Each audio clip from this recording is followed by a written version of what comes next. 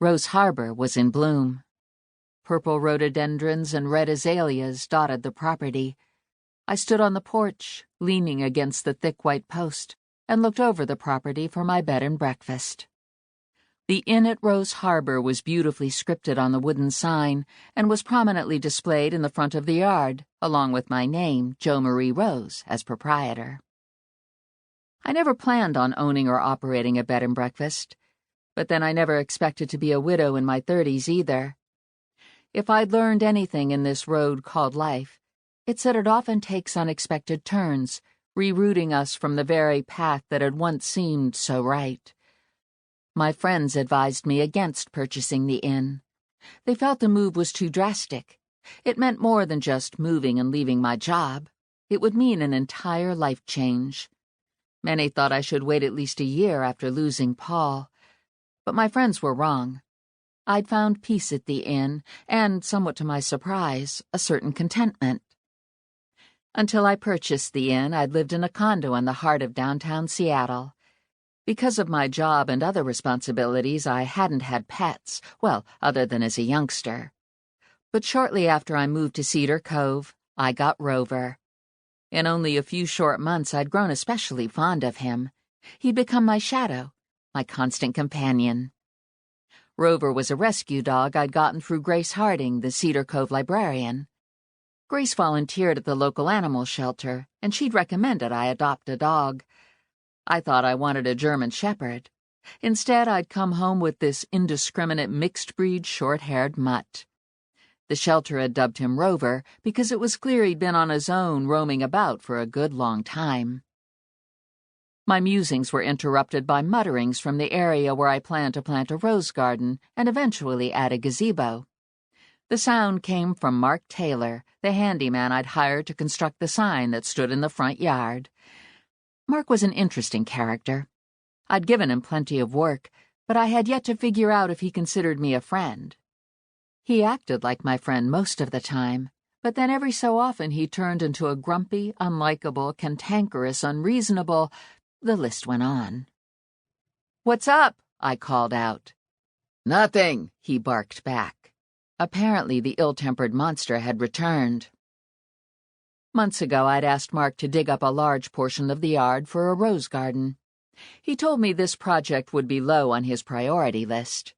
He seemed to work on it when the mood struck him, which unfortunately wasn't often, but still I thought a month or two would be adequate in between the other projects he'd done for me. To be fair to Mark, though, it had been a harsh winter.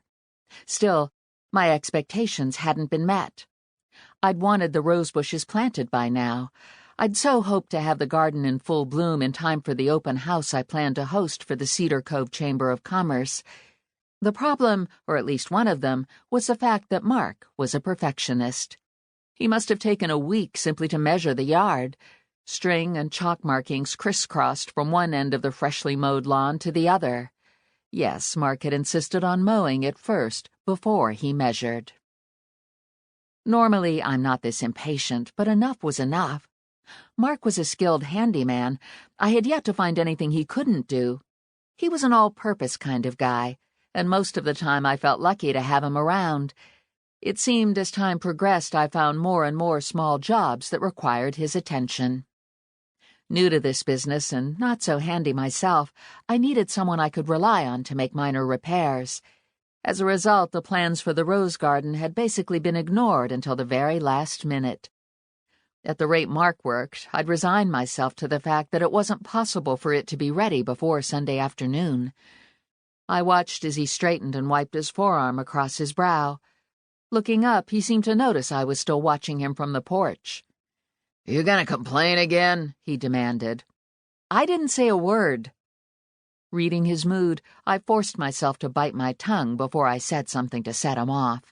All Mark needed was one derogatory word from me as an excuse to leave for the day. "You didn't need to say anything," Mark grumbled. "I can read frowns, too."